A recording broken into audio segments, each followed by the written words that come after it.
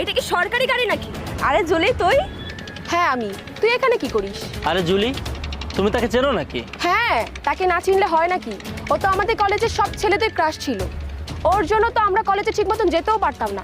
প্রত্যেকটা ছেলে ওকে ভালোবাসতে চাইতো। তোর এখন এই পোশাক কেন? এরকম একটা নর্মাল পোশাক পরে চলে আসছিস? আমি আমার হাজবেন্ডের জন্য এখানে দাঁড়িয়ে আছি। ও, তোর হাজবেন্ডের জন্য তুই দাঁড়িয়ে আছিস? তা তোর হাজবেন্ড কিসে করে আসবে? অটোতে করে নাকি বাসে করে? আরে সে তো বাসে বা অটোতে করে আসবে না, সে তো থাক হয়েছে, তোকে আর বানিয়ে বানিয়ে খুব মিথ্যা কথা বলতে হবে না। আমি খুব ভালো করেই জানি তুই এখানে থাকলে বানিয়ে বানিয়ে অনেক কথাই বলবি। তুই এখন বলবি তোর হাজবেন্ড প্রাইভেট কারে করে আসছে, তোর হাজবেন্ডের অনেক বাড়ি ঘর টাকা পয়সা ব্যাংক ব্যালেন্স সব কিছুই আছে। কিন্তু তোকে তো দেখেই বোঝা যাচ্ছে তুই একটা ফকিরকে বিয়ে করেছিস। সর্বোচ্চ তোর হাজবেন্ড একটা দিনমজুর কিংবা একটা ভালো অফিসের দারোয়ানই হতে পারে। জুলি তুই এভাবে কেন কথা বলছিস? আমি তোকে মিথ্যা কেন বলতে যাব? এই তুই আমার সামনে থেকে সর, তুই কোনো কথা বলবি না। তুই যে আমার